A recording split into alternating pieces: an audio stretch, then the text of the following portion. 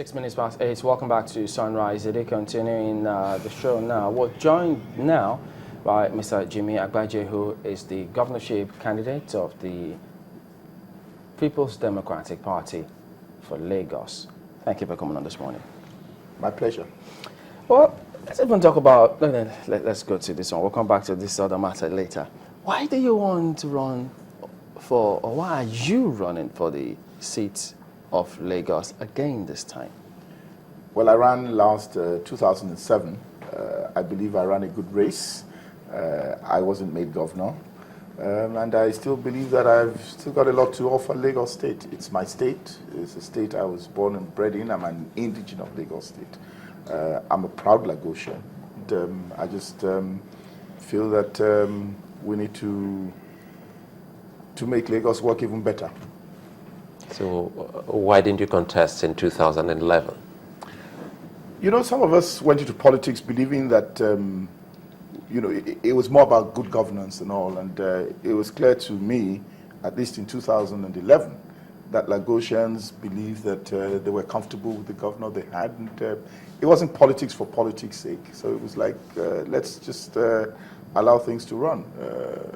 And the politics of that time, if one did run, you know, there was a risk of, in fact, pushing even the incumbent out of the way, including myself, and we could have ended up with somebody that wasn't really fit for the office. And so, as a matter of strategy, it was fine to accept things as they were.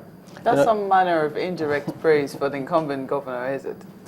Well, it's not about praise. I mean, hey, he's done well. I haven't said he hasn't done well. I'm only saying that we could do much better, and that you know, we still got miles to go. So let's take the conversation from there. Yeah. What will you do better? Let's take the basics. Education, for example. You know, you can't. There's no country, there's no state that makes progress where education is not priority and where the children are not doing well. So if you look at Lagos today, we still have, from the last results for WASC, we still have more children that failed WASC in the sense that 5 credits, maths and English, than those that passed. So, I mean, there's a whole lot of improvement needed in that sector. So that's one, for example. Have you been able to identify why this is so? Yes. We've looked at it and we feel that the government has not paid enough emphasis on primary education. It spent a lot of its education budget on secondary and tertiary education. That means that Lagos State has spent, I think, about 3% of its education budget on primary, which is negligible. And that means that the children don't have a good foundation. You know, so you have children that get into primary 6, they leave primary 6, they can't read English, they can't write English, they can't think in English, and then you're pumping them with work at the secondary level. You know, it's like building a house without foundation. And but have you also seen, do you also appreciate the fact that there are many schools at the primary level, not necessarily owned by the state government, you know, also owned by private hands? How do you intend to influence what it is that goes on in those schools? You see, what is happening is that because the primary is not working, you find that there are more children in private primary schools than in public primary schools. Now, again, in the private primary schools, many of them are not even up to standard. So it's like you're rolling out these children. Now, if you have a good public primary system, then you find that a lot of these children in these so-called private primary schools will be in public schools, learning properly. And then it makes life easier for them as they go up the ladder. Well, this 3% you talked about, is it for what, last year or over time?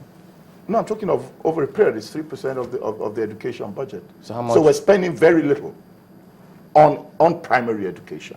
How much would you advocate? In terms of, no, you're talking about more emphasis. So I'm saying that you're going to change that round, because the truth is that if you get the foundation right, then you're probably going to have to, you need to be spending it, less as you go up the ladder. Okay, because I mean, I was reading some banter between what you said about spending on education and I think what the Lagos State government responded to it, and it looks as though you were saying that you were quoted out of context.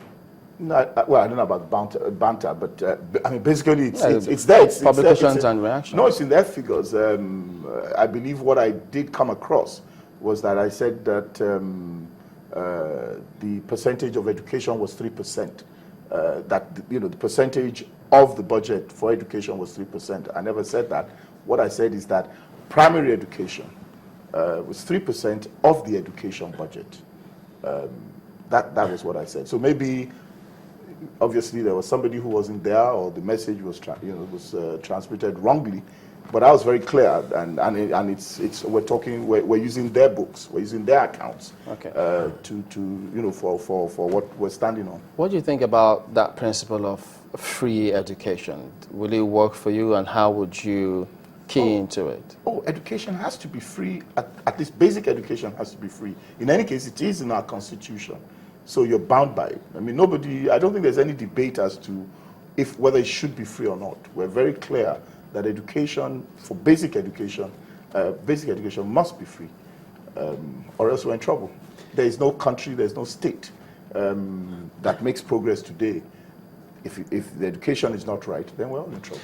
You talked about funding when Malcolm was asking for specifics, and it would seem as if I have not been able to get that specific that you would want to input in that basic education level for us to have it to an enviable level that you would want to see. Like if something is your priority, then you're giving a lot more to it. Lagos State, I believe, spends about 14% of its budget is devoted to education. Now, let me say that at a time in this part of the country, in the old Western region, where the Western region spent as much as 40% of its budget on education. I'm not saying that I'm going to do that in Lagos State. I'm only saying that if you take it as a priority, that education is key, is number one, then you're going to devote more to that sector. Talking about devotion now, one would have thought that perhaps you look at it maybe every year, you take up a sector. For instance, you say this year, I'm going to look at education, because if you say your priority is education, don't you think that other sectors just might suffer? No, not at all. I mean, life is all about choices, it's all about priorities. So what you're saying, in any case, you can't take education from 1 year and say you've solved it. Because don't forget that you're going to be working over a number of years to get it right. Because you're going to look at those who are probably already in their last years in school. You're going to look at those who are just coming in. So you've got to go back. You've got to get teachers, for example. You need teachers. You've got to train more teachers. All this is going to take time, but it means that you're going to have to put resources to it. You're going to have to be committed to it and say, we've just got to get our education right. We cannot have a situation where majority of our children are not passing, their exams.